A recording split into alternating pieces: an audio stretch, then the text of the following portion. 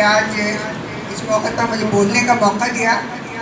آج ہم جمع ہوئے ہیں کامریڈ نذیر عباسی کی 44ویں برسی کے حوالے سے، لیکن میں اپنی بات شروع کروں گی بنگلہ دیش کی صورتحال پہ، کیونکہ جب نذیر عباسی کو شہید کیا گیا تو پاکستان میں بھی تقریباً یہی صورتحال تھی۔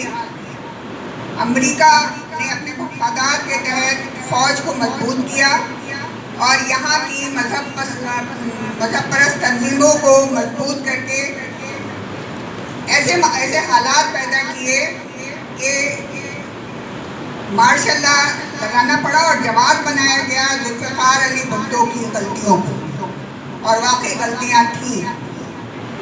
اس کو جواب بنا کر جب مارشل لا لگایا گیا تو ہمارے ساتھیوں کے اوپر کتاب نازل کیا گیا، کوڑے لگائے گئے، شہید کیا گیا،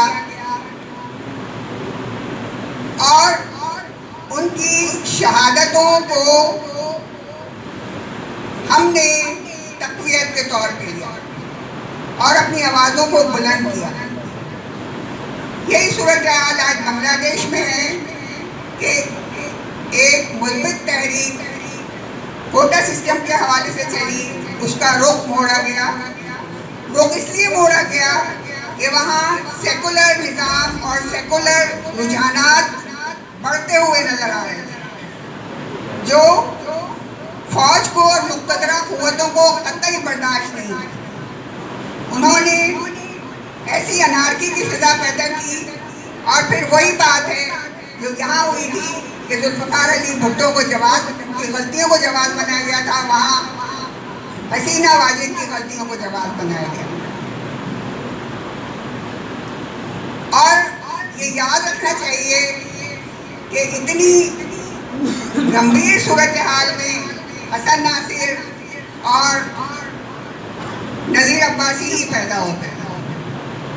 نذیر عباسی جو ایسے گھرانے کا سپوت تھا، جو محنت کش تھا، اور محنت سے اس بچے کو پالا گیا تھا اور بچپن سے اس نے محنت کی تھی، وہ ہر اس بات سے باغی تھا جس میں اسے نظر آتا تھا کہ یہ بات پسماندہ طبقات کے انصاف کی راہ میں رکاوٹ ہے۔ نذیر عباسی نے اپنی سیاست کا آغاز پیپلز پارٹی کی مارورا اسٹوڈنٹ آرگنائزیشن سے کیا، اور ووٹر لسٹ کو سندھی میں چھپوانے کی تحریک میں گرفتاری دی، اور کراچی سینٹرل جیل میں جب وہ گرفتار تھے تو کمیونسٹ پارٹی کے رہنماؤں سے ان کی ملاقات ہوئی۔ اسی دوران مارورا کے ساتھیوں نے ایک معافی نامہ لکھ کر رہائی حاصل کی، لیکن کامریڈ نذیر عباسی کو یہ گوارا نہیں تھا۔ انہوں نے کہا میں معافی نامہ نہیں لکھوں گا، اور وہ جیل میں رہے۔ اس کے بعد کمیونسٹ پارٹی کے ساتھیوں کے ساتھ ان کی خلفت بڑھتی گئی۔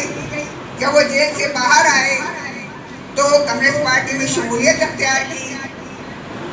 ہماری خوش نصیبی ہے کہ جب SNSF کا کنونشن نواب شاہ میں ہوا تو اس میں ہم بھی شریک تھے، مزدور ساتھیوں کے حیثیت سے شریک تھے۔ پھر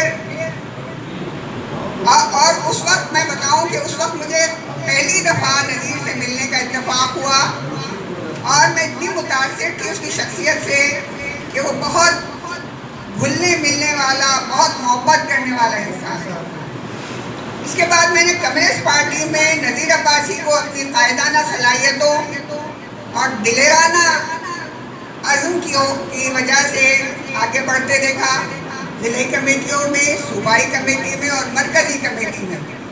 اس کی جدوجہد، اس کا جو انداز تھا وہ ہم سب کے لیے مشعل راہ بنا۔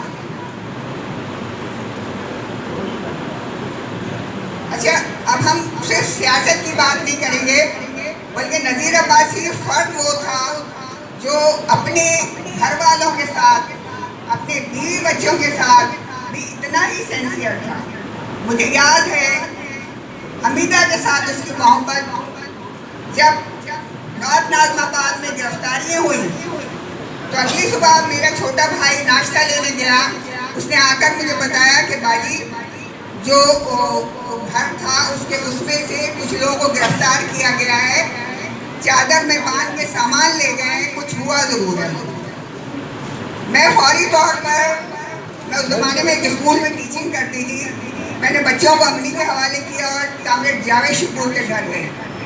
وہاں میری ملاقات حمیدہ سے ہوئی۔ جب میں نے یہ سارا قصہ بتایا تو حمیدہ نے مجھ سے کہا کہ یقیناً اس میں نذیر عباسی بھی ہوگا۔ میں نے کہا وہ کیسے تم کہہ رہی ہو، کیونکہ اس وقت تک ہمیں پتہ نہیں تھا کہ کون کون لوگ گرفتار ہوئے۔ حمیدہ نے کہا کہ یہ ہے کہ کمٹمنٹ کا پکا ہے نذیر نے شام کو آنے کا کہا تھا اور وہ نہیں پہنچا، تو ضرور نذیر کے ساتھ کوئی مسئلہ ہوا ہے۔ تو میں بڑی حیران ہوئی کہ اس کا جو کمٹمنٹ تھا اپنے گھر والوں کے ساتھ بھی اتنا پختہ تھا، اپنے بچوں کے ساتھ، خصوصاً جب وہ ہمارے بچوں کے ساتھ کھیلتا تھا تو اکثر اس کے منہ سے موتیا کا نام ہی نکلتا تھا۔ دوستوں کے ساتھ مجھے جب ٹی بی ہو گئی تھی تو پارٹی والوں نے ذمہ داری دی تھی نذیر عباسی کو کہ جو انجیکشن ہے ٹی بی والے وہ آپ کی ذمہ داری ہے کہ آپ ان تک پہنچائیں گے۔ تو جب بھی نذیر عباسی 15 دن 20 دن بعد وہ انجیکشن لے کے آتا تو دروازے سے ہی چیختا ہوا آتا، بھابھی انجیکشن آ گئے ہیں، اب تو آپ صحیح ہو جاؤ گی۔ اور اس میں دوا کے ساتھ آپ کا نظریہ بھی شامل ہے۔ اس موضوع پہ تو تھوڑا سا صبر کریں۔ چلیں پھر میں آگے بڑھتی ہوں کہ ظاہر نذیر عباسی کے حوالے سے اور لوگ بھی بہت بات کریں گے، لیکن میں آج کی صورتحال کے حوالے سے بات کرنا چاہوں گی کہ یہ تسلسل ہے کامریڈ حسن ناصر سے لے کر نذیر عباسی اور اب تک۔ اب بھی جدوجہد پنجاب میں، بلوچستان میں، سندھ میں، خیبر پختونخوا میں، بلتستان، کشمیر، مختلف علاقوں میں لوگوں کی آوازیں ابھر رہی ہیں، لوگ آواز اٹھا رہے ہیں، جدوجہد ختم نہیں ہوئی ہے۔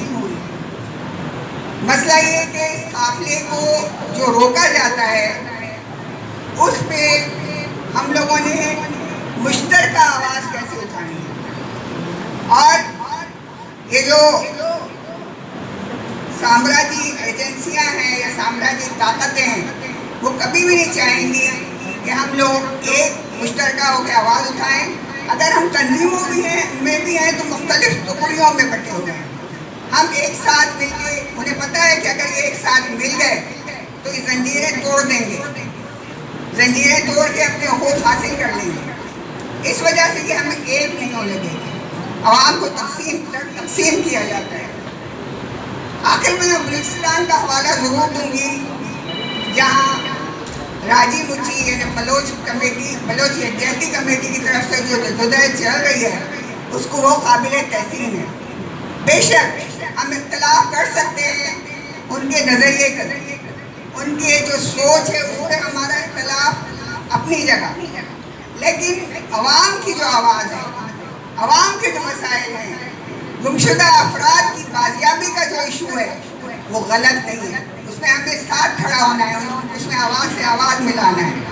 وسائل کے اوپر جو قابض لوگ ہیں ان کے خلاف جدوجہد کرنا بھی ہمارا فرض ہے۔ اگر ہم صرف یہ کہیں کہ وہ انتہا پسندی کی بات کر رہے ہیں تو غلط ہے۔ انتہا پسندی یا ان کا موقف وہ ان کا اپنا موقف ہے، لیکن ہمیں عوام کے ساتھ آواز سے آواز ملا کر آگے بڑھنا ہوگا۔ بہت شکریہ۔